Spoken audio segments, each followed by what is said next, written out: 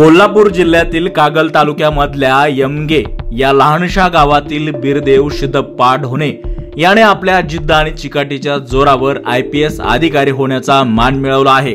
UPSC 2024 च्या परीक्षेत त्यांनी 551वा क्रमांक मिळवून यश संपादन केलं आहे। विशेष म्हणजे तो आपल्या तालुक्यातील पहिला IPS अधिकारी असून एका मेंढपाळ कुटुंबातून आलेला आहे। कठोर मेहनत, चिकाटी आणि आत्मविश्वासाच्या जोरावर कुठलंही शिखर गाठता येतं हे बिरदेव ढोणे याने दाखवून दिले आहे। प्रयत्नांची पराकाष्ठा केली तर संधीचे सोने करून यश प्राप्त करू शकतो असे बिरदेव म्हणतात। बिरदेव यांचे बालपण अत्यंत हलाखीच्या परिस्थितीत गेले। त्यांच्या घरी वीज नव्हती, अभ्यासासाठी शाळेच्या वरांड्याचा आसरा होता। वडील मेंढपाळ, आई गृहिणी अशा पार्श्वभूमीतून आलेल्या या युवकाला शिक्षण घेताना अनेक अडथळे आले, पण त्याने कधी हार मानली नाही। बिरदेव हा पहिल्यापासून अभ्यासात हुशार होता।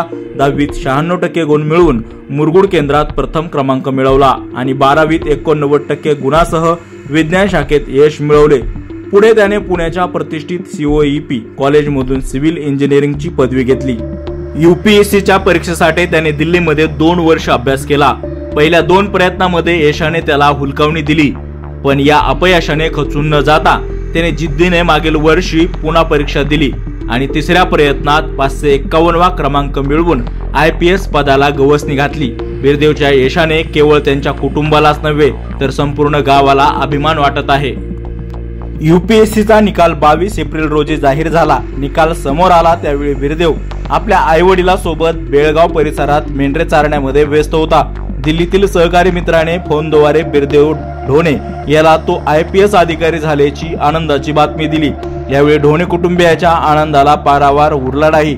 या यशाबद्दल बिरदेवचा पारंपरिक फेटा बांधून तसेच हार घालून सत्कार करण्यात आला।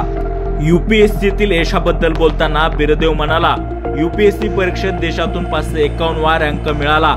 हे यश प्राप्त केल्यानंतर खूप भारी वाटतंय। प्रयत्न, जिद्द आणि चिकाटी असेल तर आपण ही यशाला गवसणी घालू शकतो। मेंढपाळाचा मुलगा असल्याने अभ्यास करताना थोडा त्रास झाला, पण जिद्द, चिकाटी आणि अभ्यासाबद्दलची ओढ असल्यामुळे अभ्यास आवडत होता। बकरी राखण्याच्या कष्टापेक्षा अभ्यास सोपा वाटत होता।